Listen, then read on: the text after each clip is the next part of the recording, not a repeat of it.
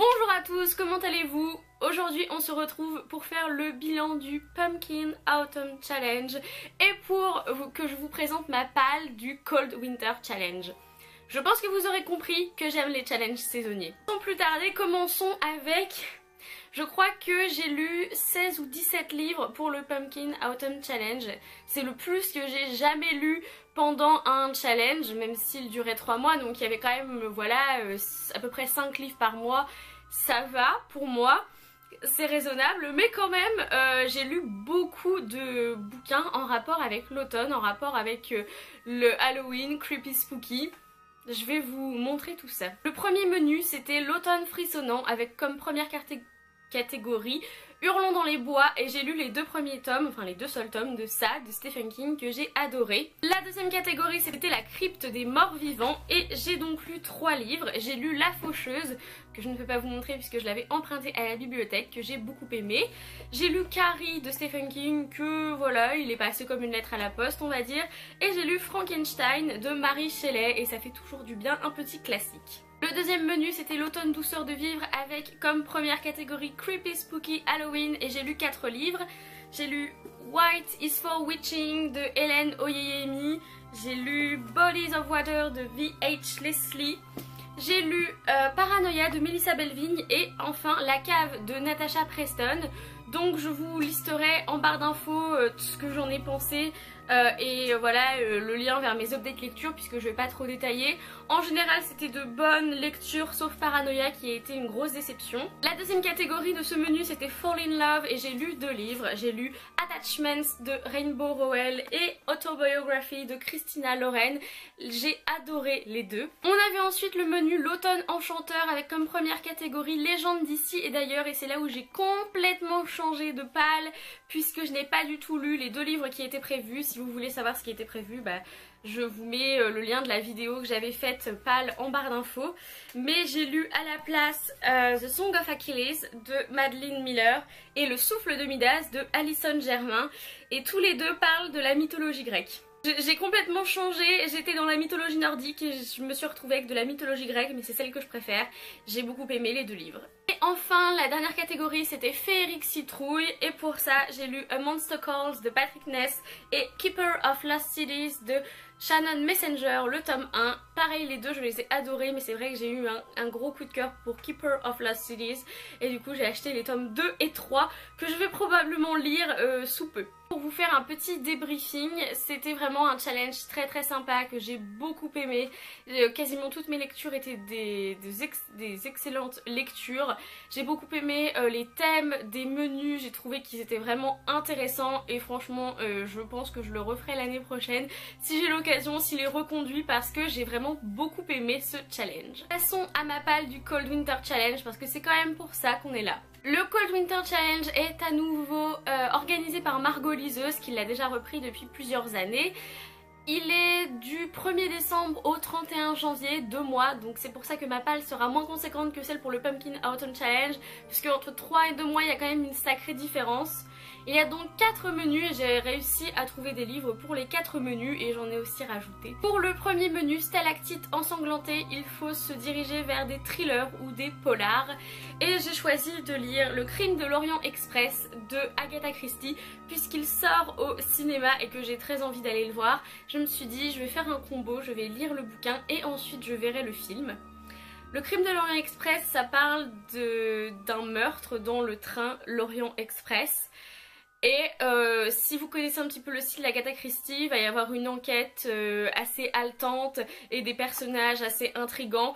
J'ai adoré Dix Petits Nègres que j'ai lu cet été et donc j'ai hâte de lire un nouveau Agatha Christie. Pour le menu Marcher dans la neige, j'ai décidé de lire Dans la forêt de Jean Egland que j'ai sur ma liseuse, donc vous connaissez la rengaine, je ne peux pas vous le montrer.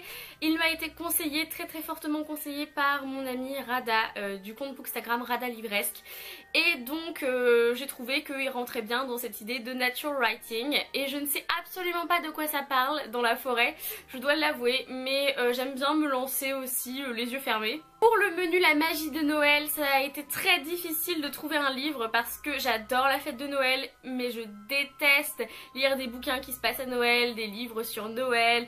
des romances de Noël, je n'aime pas ça. Commandez pour Noël Lettre du Père Noël de J.R.R. Tolkien, qui sera une relecture pour moi. J'avais envie de enfin l'avoir dans ma bibliothèque, je l'ai lu il y a quelques années, j'avais beaucoup aimé.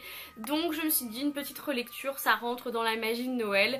Ce sera une petite lecture, voilà, juste après Noël, fin décembre, toute pilou pilou, toute shoot. Si vous ne le savez pas, Tolkien, bon bah c'est celui qui a écrit Le Seigneur des Anneaux, Le Hobbit, Le Silmarillion, etc. Qui a créé la Terre du Milieu. Il a aussi écrit des lettres pour ses enfants qui étaient censés être envoyés par le Père Noël et qui sont juste géniales. Et enfin on rentre dans le menu que j'aime le plus, qui est Flocon Magique, qui doit parler de fantasy ou de réécriture de contes. Et alors là j'ai eu pas mal d'idées, j'avais pas mal de choses dans ma palle. La première réécriture de contes que je dois lire pour ce challenge, c'est Girls Made of Snow and Glass de Melissa Bachadurst, si je ne tue pas son nom de famille, qui est une réécriture de Blanche-Neige. Je n'en sais pas plus. Je vais le lire sur liseuse, donc vous n'avez pas la petite image. Je pense que la couverture est assez belle. Il est sorti au mois d'octobre, donc c'est une nouveauté de 2017. Et je l'ai vu sur les chaînes anglophones, donc il me tente bien. La deuxième réécriture de conte que je vais lire, je l'avais demandé à Noël l'année dernière et je n'ai pas eu l'occasion de le lire. C'est Cruel Beauty de Rosamund Hodge. La couverture est absolument magnifique. C'est une réécriture du conte de La Belle et la Bête, oui! La Belle et la Bête et Blanche-Neige pour cet hiver, ça va être bien sympathique. Donc je ne sais pas de quoi ça parle. Comme d'habitude, je crois que cette palle, ça va être je ne sais pas de quoi ça parle, mais j'ai envie de le lire. Si vous me suivez depuis un an et si vous avez vu ma vidéo palle du Cold Winter Challenge 2016, eh bien le revoici, le revoilà. Le tome 1 d'À la croisée des mondes, les royaumes du Nord de Philippe Pullman, parce que l'année dernière je n'ai pas eu le courage de le lire. Je crois que j'ai lu 10 pages et je l'ai abandonné. Donc cette année ça pourrait être sympa que je m'y mette vraiment, parce qu'en plus j'ai les 3 tomes, donc ça pourrait être vraiment bien. Un livre pareil que je n'avais toujours pas lu et que je me suis décidée à lire. Je sais que c'est pas de la fantasy mais plus de la science-fiction, mais je pense qu'il peut quand même rentrer dans le Cold Winter Challenge, voilà. Bon, de toute façon on va dire qu'il est dans ma palle de l'hiver. Voilà, si ça ne rentre pas dans le Cold Winter Challenge, je ne sais pas. Je vais enfin lire le tome 1 de Phobos de Victor Dixon, puisque je ne l'ai toujours pas lu. Je suis passée à côté de cette saga que tout le monde adore et que tout le monde encense. Et je vais le lire même plus précisément dans le train pour Montreuil. C'est l'histoire de ces jeunes gens qui sont envoyés sur Mars et donc il faut qu'ils créent des couples dans la navette qui les emmène. Si j'ai bien compris tout ce que tout le monde dit à propos de ça. Apparemment c'est un truc de fou, c'est super addictif, donc on verra bien si à Montreuil je ressens une envie soudaine d'acheter le tome 2. Dernier livre qui rentre dans Flocon Magique, c'est Un manoir pour refuge de Enna Fitzbell.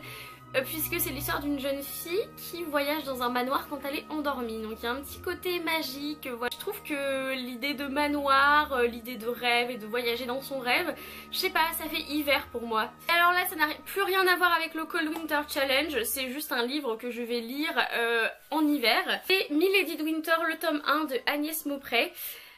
Je l'ai eu pour Noël, pareil l'année dernière, sauf que puisqu'il y a marqué Milady de Winter, j'ai juste envie de le lire en hiver. Voilà, je suis quelqu'un comme ça, je suis quelqu'un de très saisonnier. Et ça parle de la méchante des 3 mousquetaires, Milady de Winter.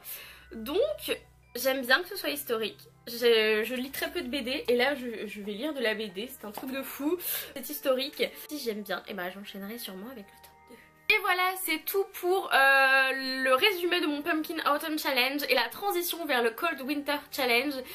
Il y aura peut-être des livres qui vont s'ajouter, vous savez que mes palles sont toujours sujettes à changement, parce que bah il va y avoir le salon du livre de Montreuil, il y a un swap qui arrive, il y a Noël, donc je pense qu'il va y avoir des livres qui vont peut-être rentrer dans la catégorie hiver et j'ai bien hâte de lire tout ça. Dans les commentaires si vous participez au Cold Winter Challenge et ce que vous avez choisi. Est-ce que vous avez choisi tous les menus ou est-ce que vous en avez choisi seulement un? En attendant une prochaine vidéo, amusez-vous avec vos lectures, lisez bien et bisous!